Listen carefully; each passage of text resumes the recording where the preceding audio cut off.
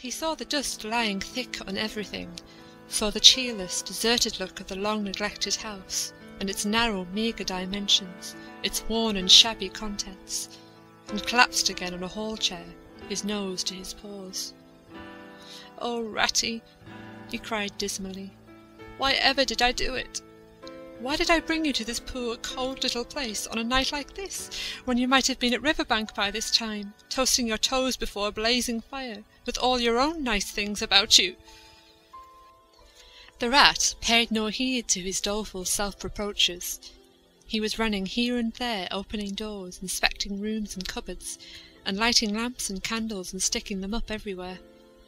"What a capital little house this is!" he called out cheerily. "So compact, so well planned, everything here and everything in its place. We'll make a jolly night of it. The first thing we want is a good fire. I'll see to that. I always know where to find things. So this is the parlour. Splendid. Your own idea, these little sleeping bunks in the wall? Capital. Now, I'll fetch the wood and the coals, and you get a duster, Mole. You'll find one in the drawer of the kitchen table, and try and smarten things up a bit. Bustle about, old chap."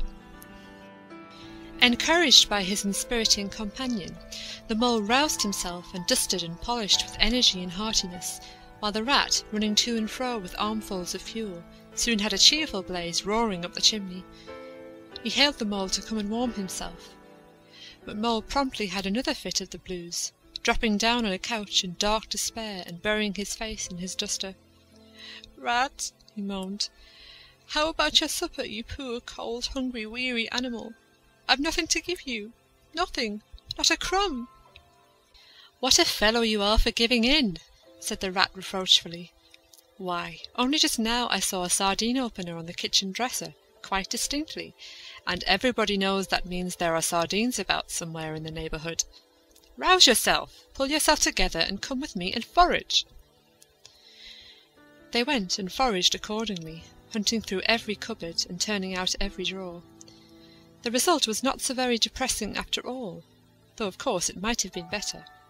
A tin of sardines, a box of Captain's biscuits nearly full, and a German sausage encased in silver paper. "There's a banquet for you," observed the Rat, as he arranged the table.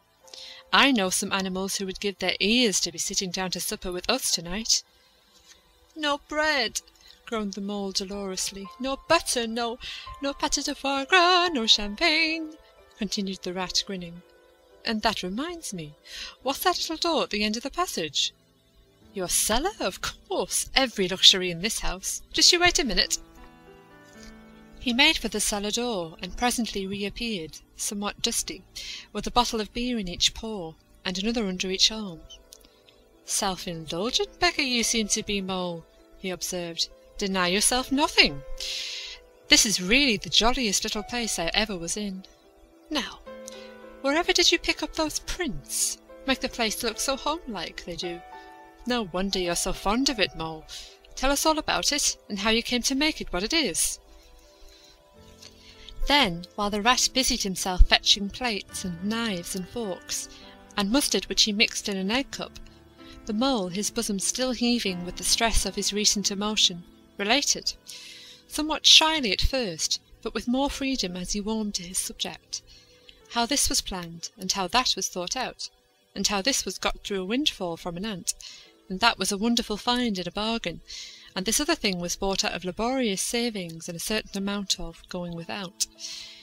His spirits finally quite restored, he must needs go and caress his possessions, and take a lamp and show off their points to his visitor, and expatiate on them, quite forgetful of the supper they both so much needed.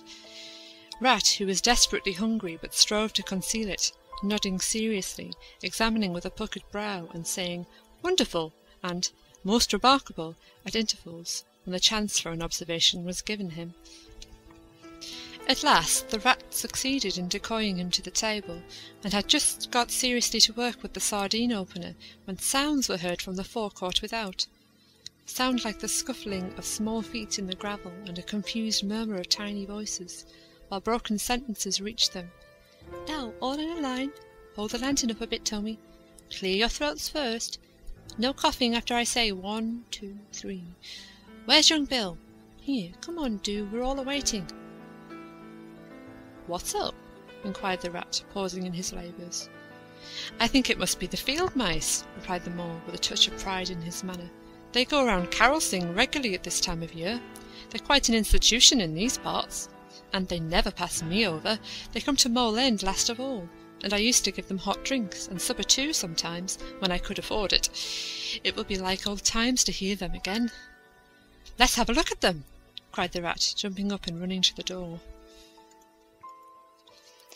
It was a pretty sight, and a seasonable one, that met their eyes when they flung the door open. In the forecourt, lit by the dim rays of a horn lantern, some 8 or 10 little field mice stood in a semicircle, red worsted comforters round their throats, their forepaws thrust deep into their pockets, their feet jiggling for warmth. With bright beady eyes they glanced shyly at each other, sniggering a little, sniffing and applying coat sleeves a good deal. As the door opened, one of the elder ones that carried the lantern was just saying, "Now then, 1, 2, 3... and forthwith their shrill little voices uprose on the air, singing one of the old-time carols that their forefathers composed in fields that were fallow and held by frost, or when snowbound in chimney corners, and handed down to be sung in the miry street to lamplit windows at Yule-time. Villagers all this frosty tide, let your doors swing open wide. The wind may follow and snow beside, yet draw us in by your fire to bide. Joy shall be yours in the morning. Here we stand in the cold and the sleet, blowing fingers and stamping feet, come from far away you to greet, you by the fire and we in the street, bidding you joy in the morning. For ere 1/2 of the night was gone, sudden a star has led us on, raining bliss and benison, bliss tomorrow and more anon, joy for every morning. Goodman Joseph trod through the snow, saw the star a stay below, Mary she might not further go, welcomed thatch and litter below, joy was hers in the morning. And then they heard the angels tell, who were the first to cry Noel, animals all as it befell, in the stable where they did dwell, joy shall be theirs in the morning. The voices ceased. The singers, bashful but smiling, exchanged sidelong glances, and silence succeeded, but for a moment only. Then, from up above and far away, down the tunnel they had so lately travelled, was borne to their ears in a faint musical hum, the sound of distant bells, ringing a joyful and clangorous peal. "Very well sung, boys!" cried the rat heartily. "And now come along in, all of you, and warm yourselves by the fire, and have something hot." "Yes, come along, field mice," cried the mole eagerly. "This is quite like old times.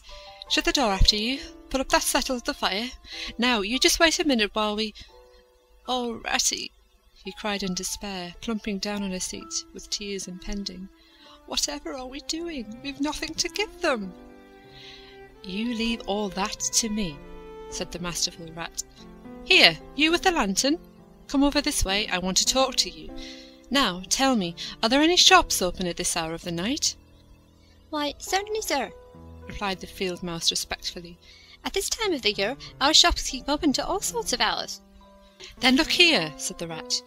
"You go off at once, you and your lantern, and you get me—" Here much muttered conversation ensued, and the mole only heard bits of it, such as, "Fresh, mind! No, a pound of that will do. See you get Buggins, for I won't have any other. No, only the best. If you can't get it there, try somewhere else. Yes, of course, homemade, no tinned stuff. Well then, do the best you can." Finally there was a chink of coin passing from paw to paw.